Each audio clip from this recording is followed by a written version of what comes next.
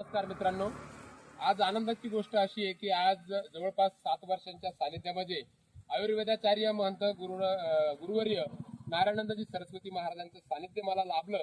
परंतु 7 वर्षामध्ये त्यांच्यासोबत जंगलामध्ये जाऊन अशा पद्धतीनं वेगवेगळ्या जडीबुटी जमा करणं याचा काही योग मिळाला नाही.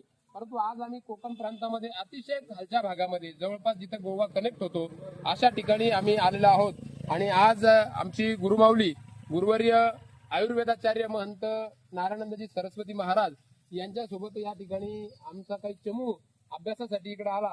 आणि या चमू सोबत आम्ही बघितलं, आम्ही पार त्या खालच्या भागापर्यंत जसं तुम्हाला दिसतंय तर वेगवेगळ्या वनस्पतींचा या ठिकाणी अभ्यास आम्हाला करता आला. आणि खरोखरच आज गुरुची जी अलौकिक शक्ती आहे ती अलौकिक शक्तीची जाणीव झाली. आयुर्वेदामध्ये असं खूप मोठं भांडार आहे आणि अनेक विविध आजारांवरती आमची गुरुमाऊली आयुर्वेदाचार्य गुरुवर्य महंत नारायणानंदजी सरस्वती महाराज आयुर्वेदाच्या माध्यमातून असंख्य मोठमोठे आजार कसे बरे करतात हे आम्हाला आत्ता समजलं. म्हणून प्रत्यक्ष एकदा वेगवेगळ्या जंगलामध्ये महाराष्ट्रातीलच नव्हे तर इतर राज्यांमधील जंगलामधून सुद्धा वेगवेगळ्या वनस्पती आमच्या गुरुमाऊलींनी आणलेल्या आहेत.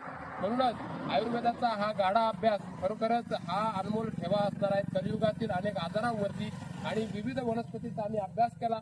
जवळपास 25 ते 30 वेगवेगळ्या वनस्पती या कोकणाच्या या जंगलामध्ये मिळतात असं या ठिकाणी अभ्यासामधून स्पष्ट झालं.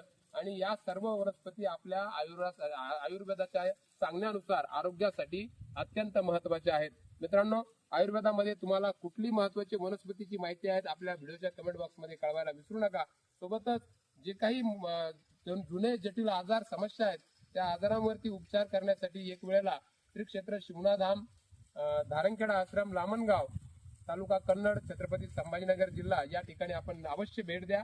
कारण आयुर्वेदाच्या माध्यमातून मोठमोठाले आजार आतापर्यंत बरे केलेले आमचे स्वामी आहेत.